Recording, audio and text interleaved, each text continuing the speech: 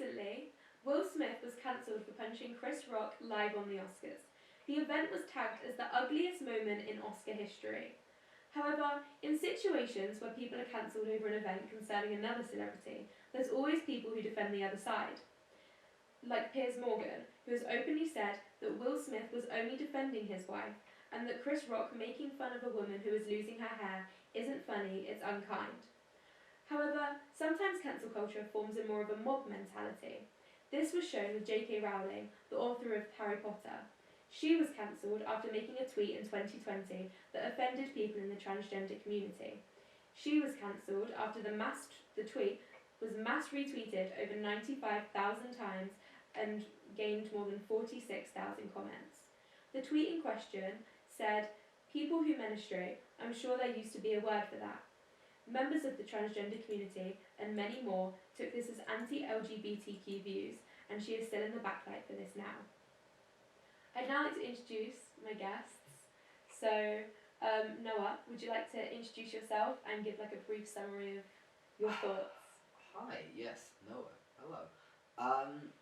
I generally consider myself a progressive. I'm happy with that sort of label. I try and take a nuanced approach to each time one of these sorts of situation comes up, because I don't think there is a blanket way you can deal with them. So that's me. I like to try and be very not black and white with it. Would you like to introduce yourself? I'm Maz, and I think that cancel culture is a really negative way of dealing with a problem, like any problem, no matter what you're being cancelled about. Generally, it should be a discussion, not a be quiet, go away. But I think sometimes it's good, because sometimes people just need to be shushed and put away. So yeah, and I'm excited to hear your opinion too. So yeah. So just firstly, when people hear the term cancel culture, people tend to jump to the idea of bringing someone down for something that they've said or done that's considered controversial. Do you think that cancel culture actually achieves the goal of bringing the person down? I think it definitely shuts the person down, especially when it's a celebrity that was once really well liked and suddenly, for example with J.K. Rowling, she was really profiting, she was really famous and popular, but after the whole homophobic incident, she was shut down, people stopped buying her merchandise, and it affected her livelihood. So cancel culture definitely achieves its goal of cancelling and getting rid of that person, but I don't think that that's effective in what it aimed to do. Yeah. I mean, I think the most it has the ability to do is hurt someone's public credibility. So, for example, I don't think J.K. Rowling was particularly financially hurt by what happened. She's still a billionaire and makes exorbitant amounts of money. I really don't think she's been financially damaged in any way. The people who would be financially damaged would be someone who really relies on their credibility for their livelihood. So, say a YouTuber gets cancelled. Yeah. That's really going to hurt them, because no one's going to watch their stuff.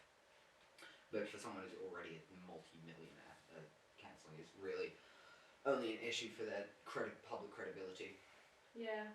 I mean, celebs and influencers are the people who get cancelled. It's not like an everyday person. So there was the incident with James Gunn, who's the director of Guardians of the Galaxy. He made some distasteful jokes decades ago about the AIDS crisis and homophobia, and he was fired from the Guardians of the Galaxy trilogy when these came to light. And he openly said, "I've discussed publicly and he's developed since this event," and he was rehired by Disney. So in cases like this, where maybe they're from a while ago and people have changed, the times have moved on, do you think that cancel culture is having a negative effect?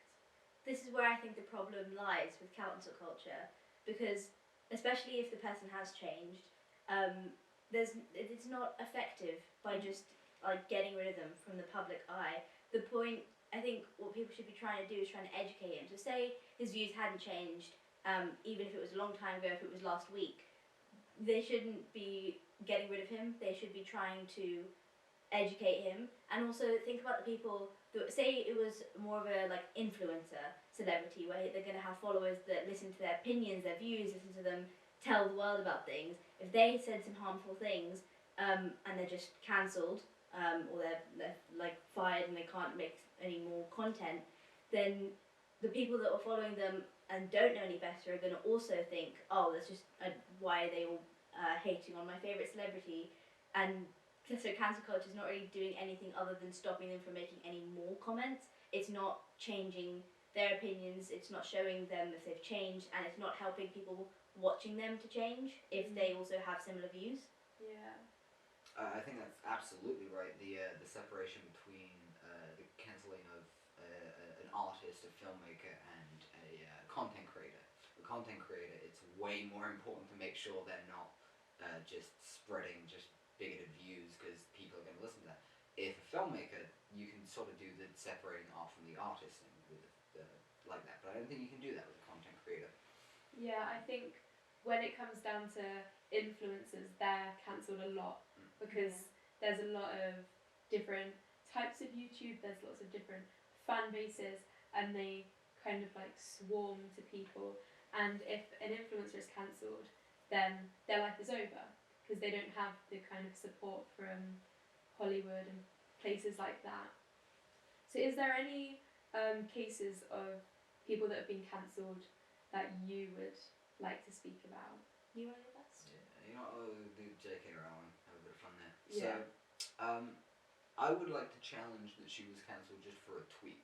I don't believe that was why people went after her. I believe people went after her because of where she was putting her money. Yes. It's where she was sending her money to donating to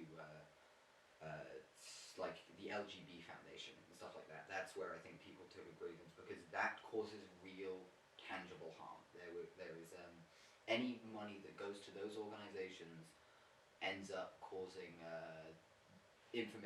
bigotry to be distributed, and that may inspire someone to do something horrible. Like there was the shooting in America in Colorado. 5 people died because a gay club was shut up because these sort of organizations are funded to just distribute bigotry and radicalize people into doing horrible things.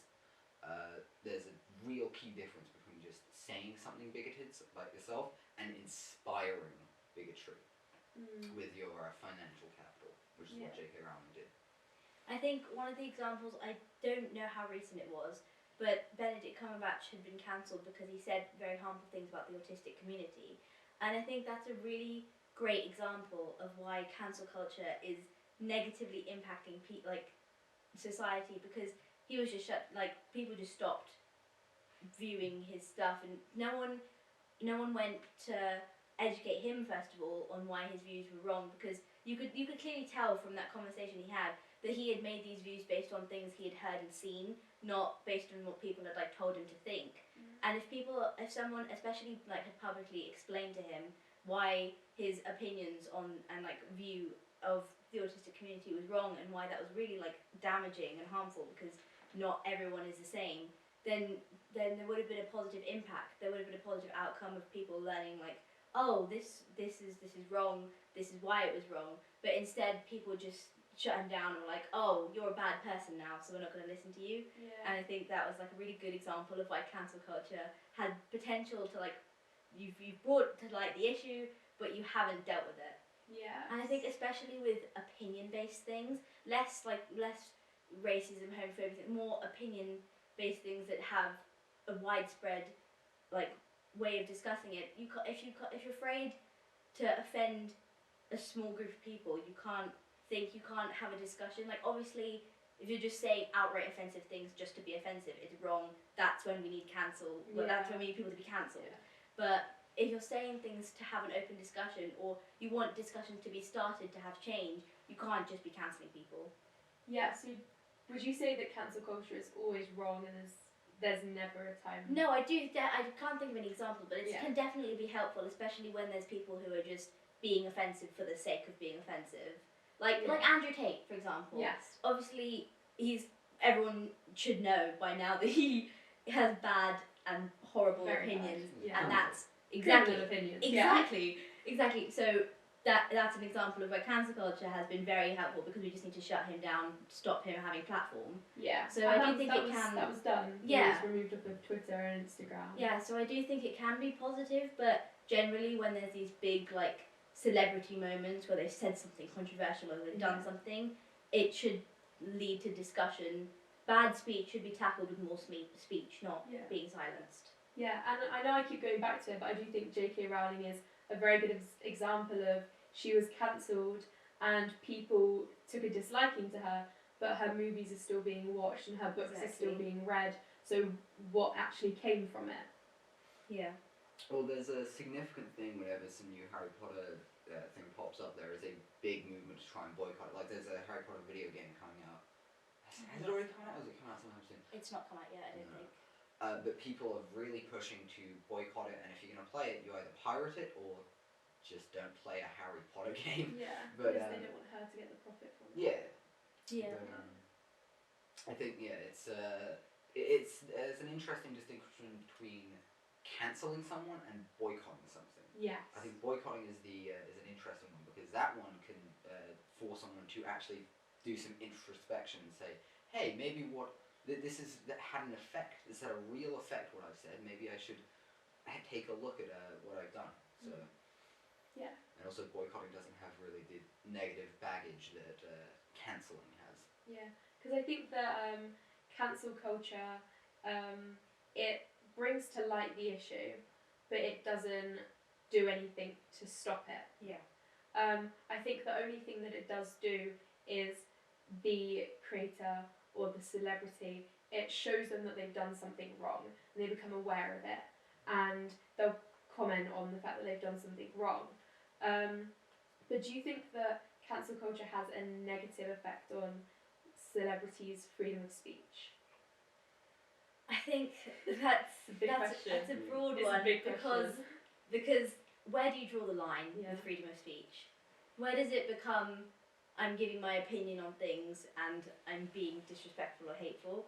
So I think it definitely, I mean, if I was a celebrity, I'd be constantly worried about being cancelled, especially if the cancel culture develops into more of a, like with the J.K. Rowling situation of boycotting everything.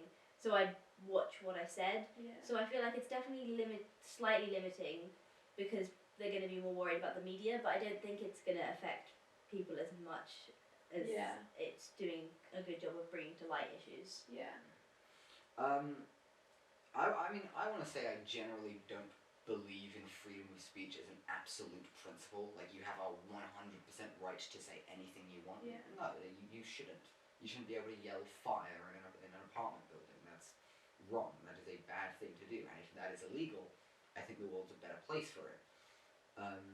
I think, to an extent, like with the stuff a lot of people get cancelled for, they can say it, sure, you have a right to say that, but people also have a right to challenge you on that. And if enough people are challenging someone, then I guess that could be considered cancelling, but there is also a right there.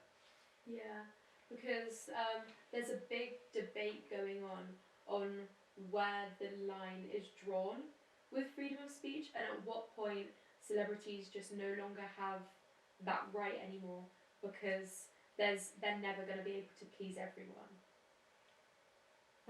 It's so broad because there's so many different situations and circumstances. Yeah. But I definitely agree with you. Like, freedom of speech is not one straight thing at all. I think people just need to be aware that they could be offending people. Someone's always going to get offended. Yeah. No matter what anyone says, someone's getting offended. It's just how many people and to what extent. Yeah. I think there's an interesting thing of this is a bit off topic, but I think it's pretty interesting. Back on the thing of mentioning how normal people don't really get affected by cancel culture, and I was thinking about that, and I kind of disagree with it. There's a lot of instances where someone says or tweets something or whatever, and then people will find that person's job, like their employer, and start like messaging them to like get that person fired, like really messing with someone's livelihood. Yeah. Which I think is a bit, and especially if it's like, I mean, I sure don't need to mention the you say one bad thing about one K-pop band and then you don't have a job anymore. because there's a tendency of certain communities to just Yeah. go rabid Yeah. at certain things.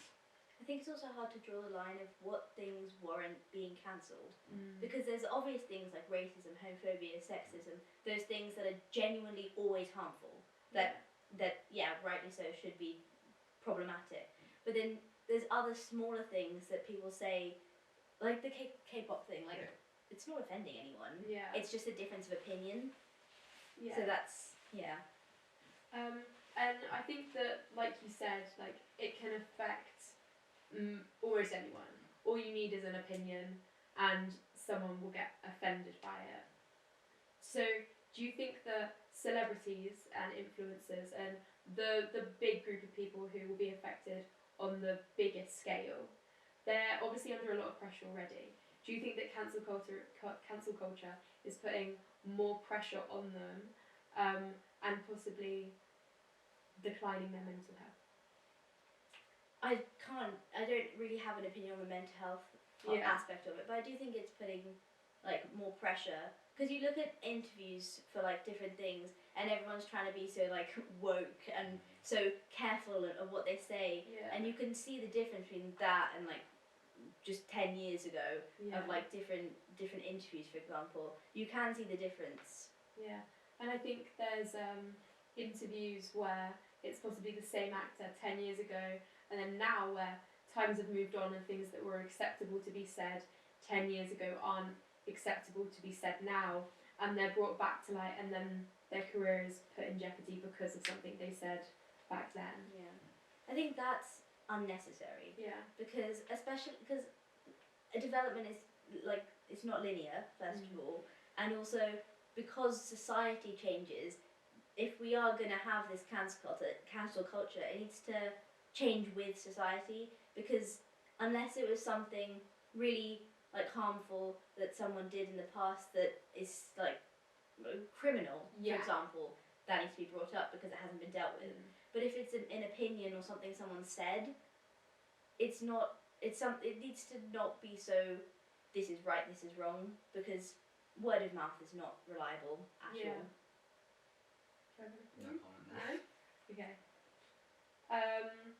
So with cancel culture, obviously it's a very broad subject.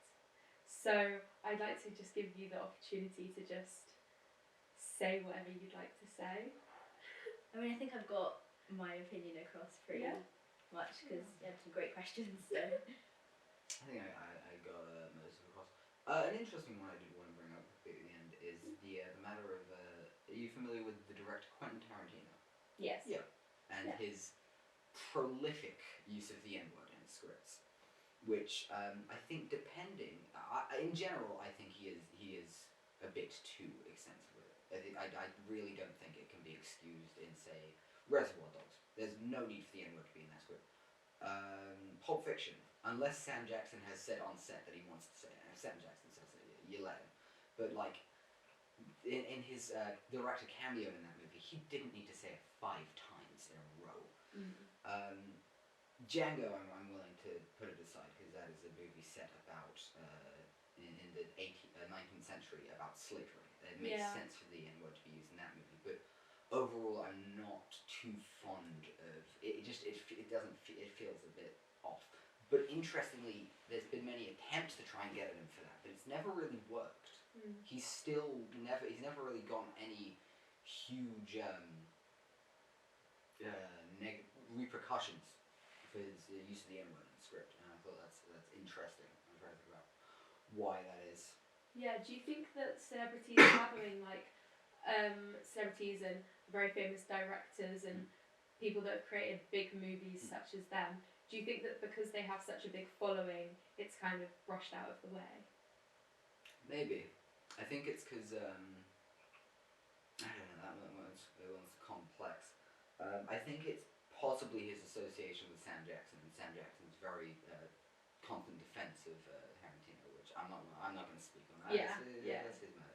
There's a similar thing in the movie Blazing Saddles, where there's a lot of the N-word in that script, and it is written by Mel Brooks, a white guy, but it's also written by Richard Pryor, debatably one of the most talented and brilliant comedians to ever live, black man. and it was supposedly in the writing process, a lot of the N-word in that script was pushed by Richard Pryor. He wanted that in there because he felt that the way it was used was funny. And Yeah. it's like, at that point, I feel like I can't. I'm not going to put myself in front of Richard Pryor. Yeah. If he thinks it's okay, sure. You know what? No comment from me. Yeah. I think it's a matter of friends in high places as well. Mm. With things where it's like not massively debatable, then it's just a matter of who you know Yeah. and getting it pushed under the rug. Yeah. Power. Yeah. Yeah. Like look at Disney. Yes.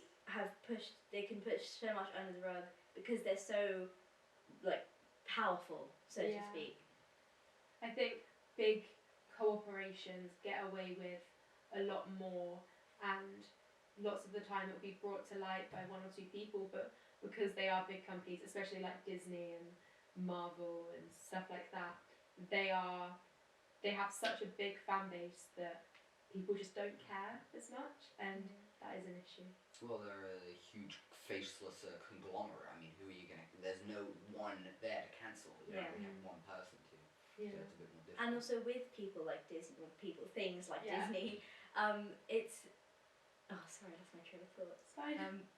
With Disney, you've also got to think people can have discussions about what they're doing wrong or what they're doing right, but it never seems to get past discussion Yeah. because of the power that certain companies and corporations like have. Yeah.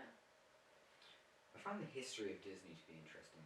Disney's got a lot of, they have a really, really sketchy, so Walt Disney himself, huge anti-Semite, friend of Hitler, anti-Semitic. Even by the levels of the 1950s, this man hated Jewish people. Not just that, they made a movie called Song of the South, which is a movie about a group of black people on a slave plantation and about how happy they are living there. It's a really horrible movie. But it even goes up. So people would think of, okay, that Disney was an old Disney. They don't do that anymore. But even as late as the 90s, I would say Aladdin is, for its portrayal of Arabic stuff, it's pretty horrible. Oh yeah. The whole, they all wear, vests and they're waving swords around and they'll cut your hands off if it's like, no. Oh, the message in Aladdin is Yeah. so backwards. I think big companies are always behind, Yeah. and people love the movies so much. They love the things that are produced. They love the actors and people that they just Yeah. look past it. Just look at the new Buzz Lightyear.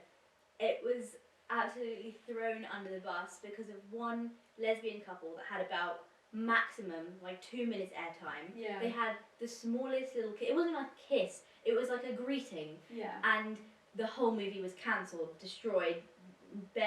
Did not do as well as it Yeah. should have, and it's not even a matter of the plot because it's such a small thing. So even for by some off chance Disney decide to become more progressive, it's hard to because you've got the people that are trying to get them to be progressive, but then you've got the people that are fighting against that, Yeah. and it's just going at it, and everyone's at a stalemate. No one's ever gonna make everyone happy Exactly. because they're such a big company. And that's where the people in power come in place because they're obviously going to try and appeal the places that are bringing them money, Yeah. and those are generally the ones that have slightly outdated views on things.